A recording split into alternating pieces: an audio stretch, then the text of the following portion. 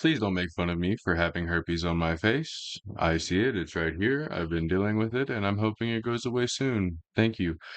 So we got Kicks and Steak streaming empire being exposed. And we got a pretty ass picture of fucking BBL Drizzy right here, and I'm super excited to see what the fuck this is about. So this should be pretty fucking good. One of the biggest online casino empires in the world is now starting to show some cracks in the foundation, with 3 lawsuits already filed, an investigation over alleged fraud in its own games, and also one of its newest faces is under scrutiny in Belgium. And this is all while its biggest creators are now quietly jumping ship. But I mean, it's safe to say, when you trace the story back to its roots, you kind of end up somewhere a little bit unexpected. RuneScape. Because before Stake was a multi-billion-dollar operation, it was just an idea cooked up between 2 online gamers who met through an MMORPG, betting in-game gold coins. The whole story starts from Ed Craven and Bijan Tirani. Bro, I did not fucking know that. Oh my god. What do you know? Things come from small beginnings, guys. For real. Crossed paths in the late 2000s through RuneScape, specifically through a part of the game where players would bet virtual gold against each other in duels. That mechanic is called staking, which is definitely not a subtle foreshadowing at all. But the two started collaborating in ways to turn virtual gambling or wagering into money, because RuneScape coins could be converted to cash on third-party sites, which technically violated the game's terms of service, but it worked. And from there, they moved into Bitcoin dice games when in 2013, they launched a platform called Prime Dice that essentially let users play using cryptocurrency. And at that time, they had... Yo, honestly, I have cryptocurrency, so that means I can get on there and do that shit. I don't think it's still up now, but yeah. I mean, I knew that there was like ways to turn RuneScape money into actual money, and also money from other MMOs into actual money, and that was actually a thing people did for a while. There's even other countries where people will like do that shit for a daily wage, which is wild, but it happens. No license, no real... essentially let users play using cryptocurrency. And at that time, they had no license, no real regulatory framework, just a website and a lot of demand that started pulling in users almost instantly. Then, a few years later, with Prime Dice as their foundation, they built out something far more ambitious. Stake.com. This was launched in 2017 as a full-service crypto casino/platform, and it was licensed through Curacao, you know, one of those tax havens in the Caribbean. But this platform was headquartered in Australia and was growing surprisingly fast from the start. And just to give it some sense of scale, by 2024, the platform was generating roughly $4.7 billion in gross gaming revenue, meaning this is after paying out player winnings. Wow, okay, so they were making bank even after making other people rich. Oh my god, guys, that's a lot of money. So definitely not bad for a couple of guys who started just by staking in an online game. Now, Stake's growth definitely didn't happen out of nowhere. The company made a very deliberate bet early on that the fastest way to grow a casino platform on the internet wasn't with the traditional ads or SEO. It was actually getting the most watched people on the internet to gamble or stream on their website. And they were willing to pay massive amounts of money to make that happen. What a fucking crazy pyramid scheme. So this is just like a lot of other things we see now on the internet. We have all these celebrity endorsements for gambling sites and stuff like that. I see advertisements all the time for like the Chicken Crossy Road game and Rain Bet or whatever. All these different things that are being advertised by like Trippie Redd and other celebrities. Bro, it's very lucrative. And honestly, I don't know if it's legit or not. I'm sure that you can make money because it's gambling, but wow. What they're basically saying is they make the most money by having celebrities trick people into thinking that they should play their game. And then they do it, and then they make money from that, which is crazy. Or stream on their Not website. surprising, and they were willing to pay massive amounts of money to make that happen. Trainwrecks TV, who became one of the platform's first major partners, once told his viewers that he'd taken around $360 million from Stake over roughly 16 months, which is just stupid money. I'll release what I got paid since the beginning of my contract. I've been paid $360 million for 16 months of gambling. And XQC later went live on stream and also mentioned that his arrangement with Stake pays him a flat $200,000 per gambling session, regardless of how long the stream runs or how much he actually wagers. It could be for 10 minutes, it could be 5 hours. I get 200K flat. And Aiden... Damn, no matter what, bro, like that's not even an hourly thing. That's not, wow, dude. Like that shows you that they just have money to be throwing out to people for those kind of endorsements. That is nuts. Not only celebrity endorsements, mind you, streamer endorsements. Russ had Ethereum worth an estimated $78 million flow through accounts linked to him from Stake between late 2021 and early 2025. And then, of course, there's Drake. The rapper signed on as a Stake ambassador in a deal reportedly worth over $100 million a year. By the way, I do have some Ethereum and also some Solana.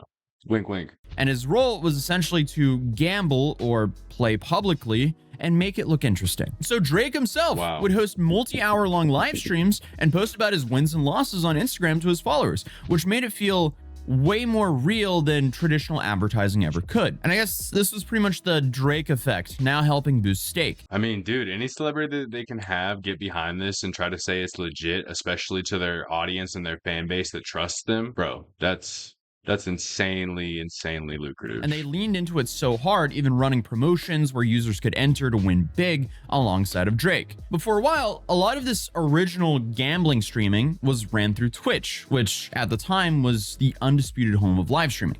However, in September of 2022, Twitch introduced a policy change that banned streams of slots, roulette, and dice games from platforms not licensed in the US. And we all know what happened next, guys. We know who comes in to steal the fucking show after that point. And or in other markets with proper consumer protection standards. Stake, whose main website still operates under a Curacao license and is effectively blocked from the American market, was a direct casualty under that rule. So Craven and Tarani did what anyone with a few $1 billion and a reason to build a streaming platform would do. They built their own streaming platform. And that's why today we have Kick, which was launched in December of 2022, positioning itself as kind of like this anti-Twitch. Bro, I did not know that lore behind Kick. But yes, I knew that Kick was coming up. But oh my God, bro. He literally just explained exactly why we even have Kick nowadays. I did not know all that. A creator-first platform with a 95% revenue split for the streamers, which is, that is massive. For context, I'm pretty sure the base contract on Twitch is a 50-50 split. But obviously, this new platform had completely different policies and allowed all of these gambling streams to happen. And within about a year, they actually pulled over so many of the big names that they already had deals with on Stake, including XQC, Aiden Ross, and so many others. And because of that, a whole bunch of other streamers followed.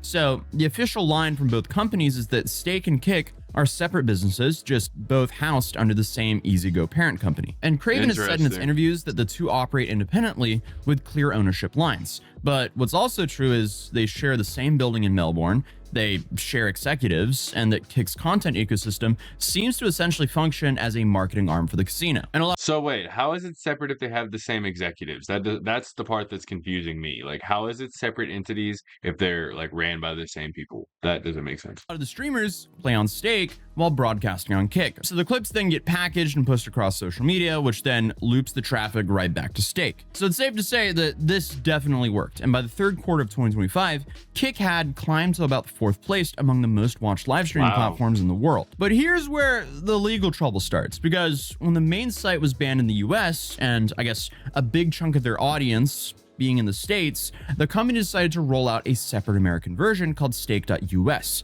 and labeled it as a social casino. So the framing is that it's just entertainment. Nobody's actually gambling or spending real money, as players could use, I guess, virtual currency called gold coins. But how do you get that gold currency? How do you get the currency, huh? I bet you got to do something to get the currency, right? Tell me that's not how it is. For gameplay, which are explicitly described as having no cash value. But apparently, bundled with every gold coin purchase is a secondary currency called Stake Cash, which can be wagered on all the same casino games and then cashed out to a flat 1-to-1 rate against the US dollar. Wait a minute. So they're basically saying that the gold currency isn't worth something, but the gold currency is worth another type of fake currency that is 1-to-1 with a dollar? Bro, what kind of fucking bullshit is that kind of loophole? How does that even work when it's obviously to have a loophole?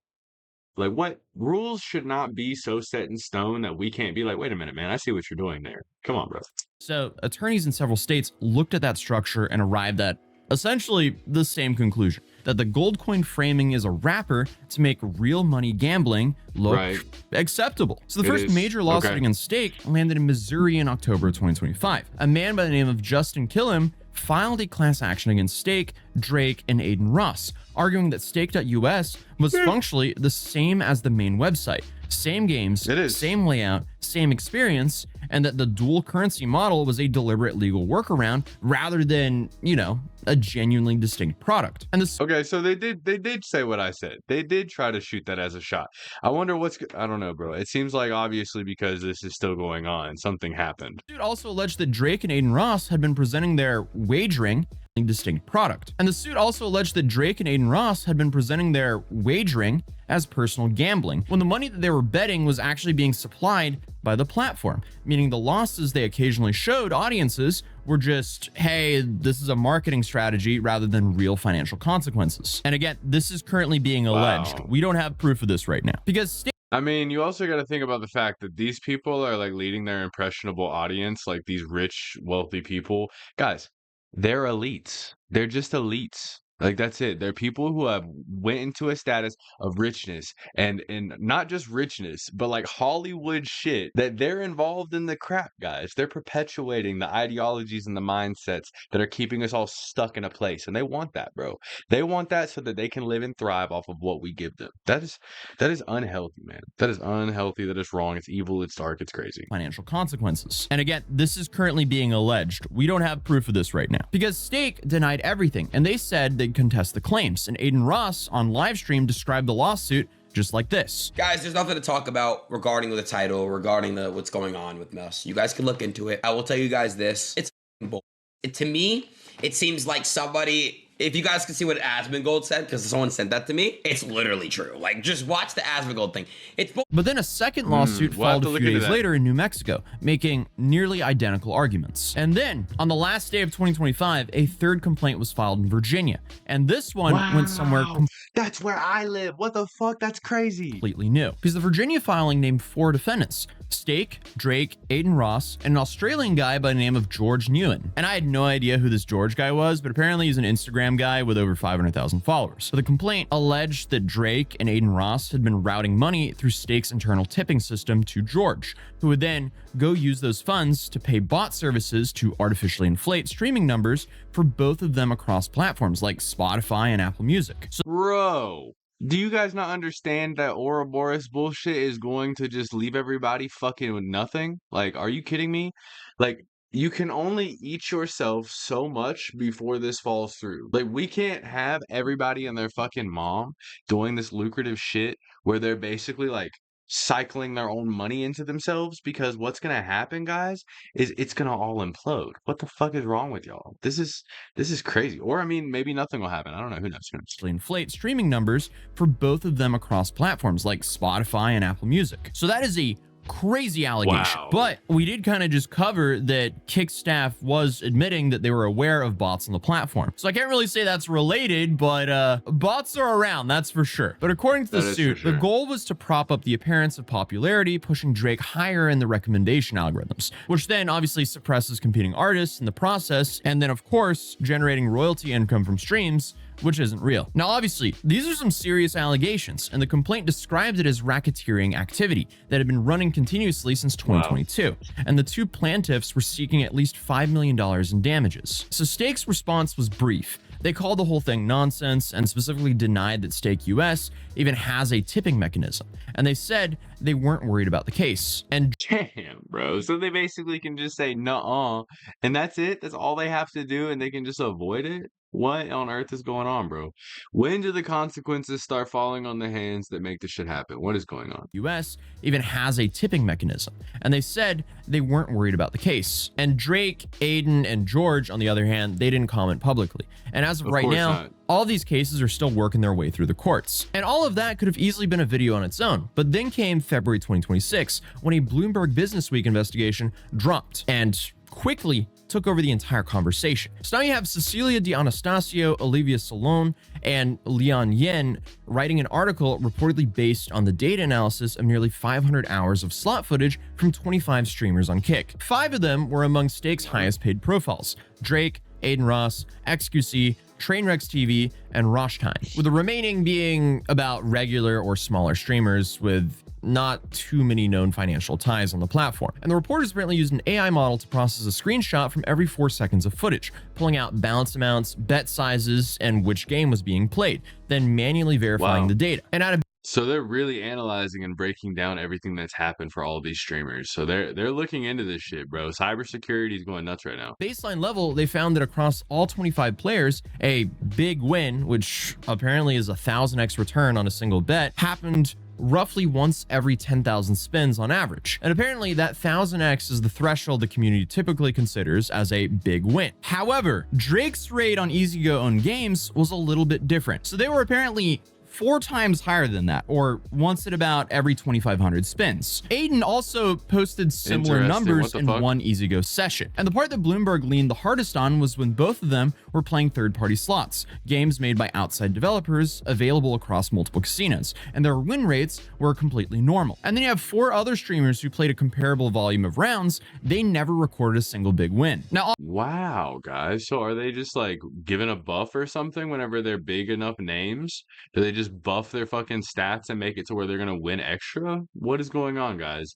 I mean, something's got to be happening if those statistics are like that, right? That can't be a coincidence. 4 other streamers who played a comparable volume of rounds, they never recorded a single big win. Now, obviously, that's a lot of information, but in other words, the conclusion they reached was that big wins are extremely rare. However, when it came to Drake and Aiden playing slots owned by Stake's parent company, those wins were happening way more often than they should, while their results on regular third-party games look completely normal. So if this is all true, that's a problem. And the investigation also documented a specific session from August 2025 where Drake had been playing for over an hour and losing steadily until Ed Craven, Kick or Stake's co-founder, joined the stream and suggested that he switched to a specific EasyGo game. And then Drake won big multiple times within the following hour. What the freaking frickle frackle, dude? That's no freaking joke.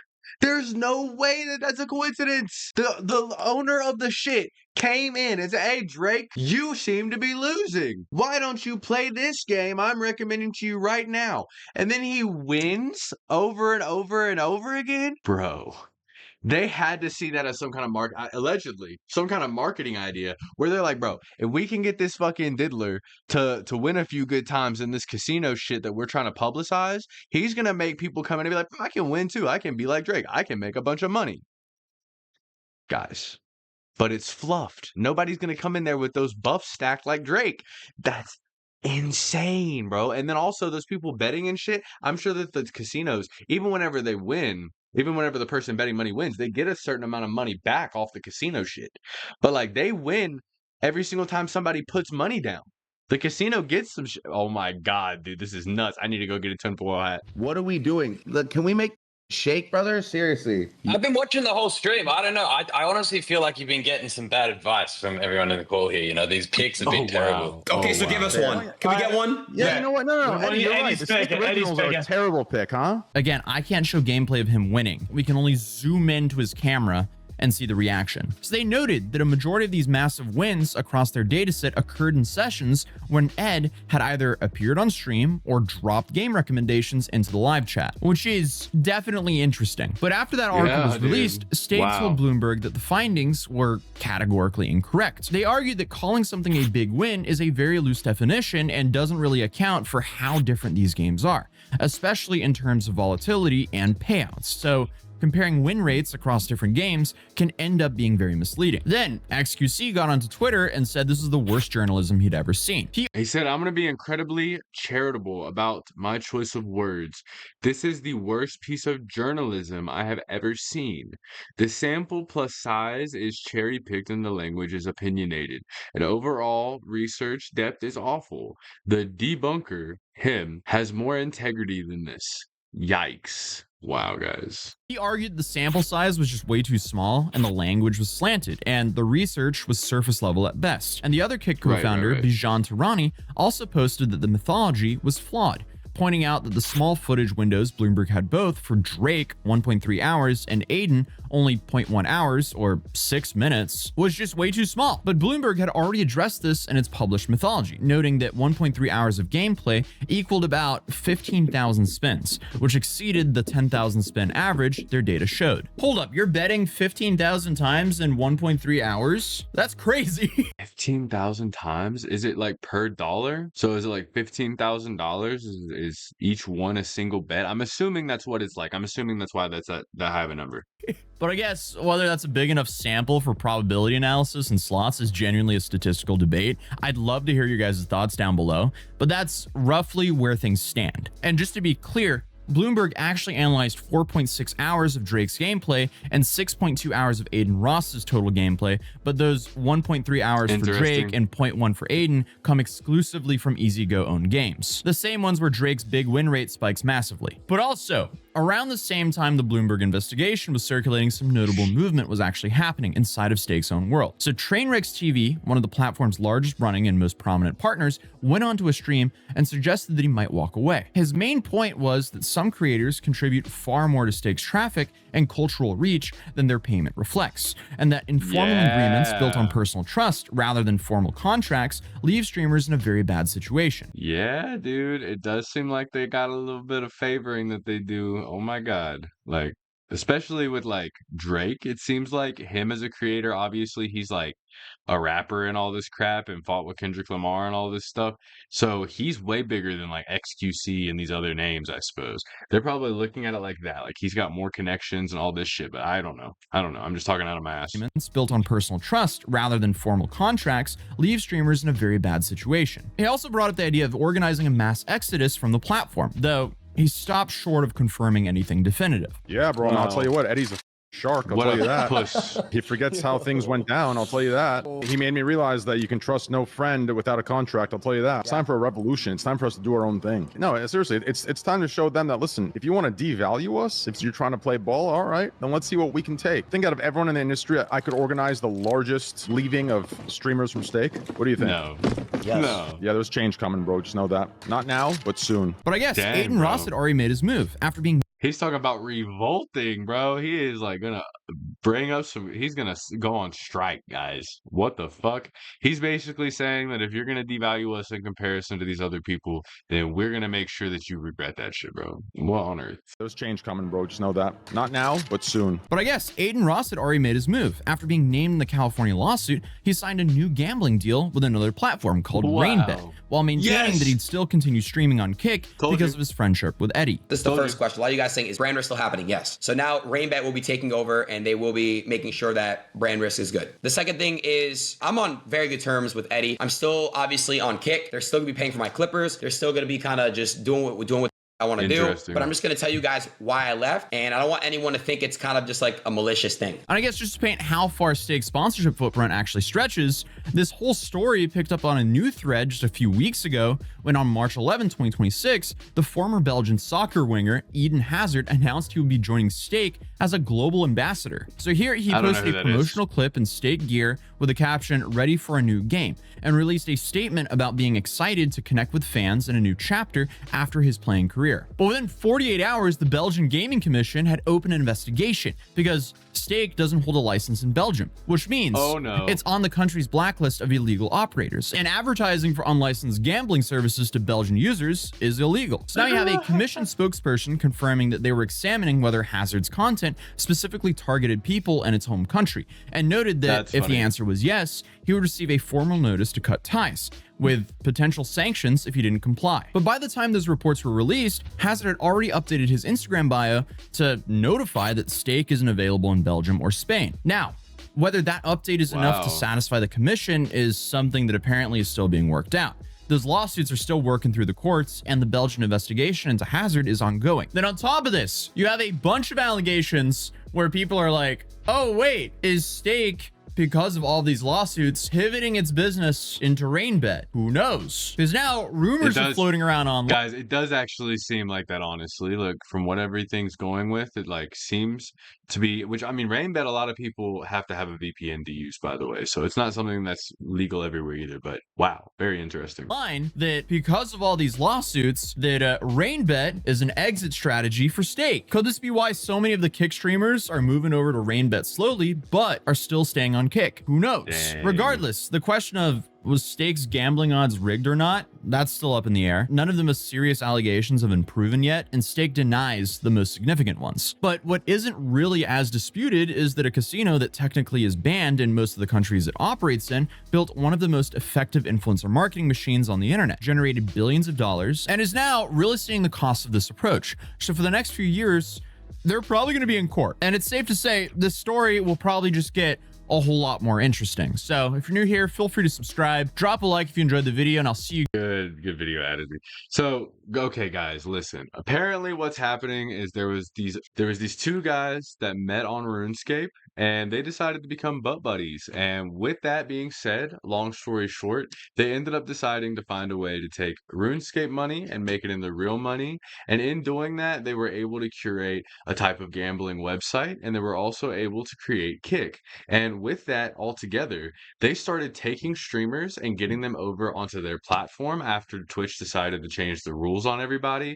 Back whenever that people were on there actually gambling and shit, they changed the fucking rules. They said no more of this shit. So then all of a sudden, Kick was like, hey guys, you can come over here, you can do what you want on our demonic website and do whatever you please, and we're going to be happy to endorse you. And they're even alleging that these people are getting fluffed and buffed whenever they're gambling on Kick if they have a high enough of a status in the community and in the world to be able to like win over and over again like Drake did. And as we saw him talking about, Drake winning a bunch of times all of a sudden when the owner told him and recommended that he go to a different game. Those things are happening. If they are happening the way that it's being alleged, it's happening so that other people like you and like me see them but are more impressionable and decide, oh, I want to be like Drake. I want to be like these people. I want to be like my favorite influencer. And I'm going to try to get on Rainbet. I'm going to try to get on this stake website. And I'm going to start gambling on here. But guess what, guys? You don't got the buff. You don't got the fucking buff that they're talking about, right? You could win, but you don't got the buff, guys. They are literally bringing people in through these celebrities and having them bet and act like they're going to win in the same way that they're seeing like put out to them, and that's not how it is, guys. It's just not. But sorry about the little rant there. I want you guys to let me know what you guys think down below. Honestly, this stuff starts to infuriate me and get me kind of mad because I feel like this is part of the bad stuff that influences our world so much, but I'm not going to talk too much more about that. Let me know what you guys think down below. I'd love to hear about it. Let me know what you guys want me to cover next, and I'll see you guys in the next one. Peace out. Have a good day.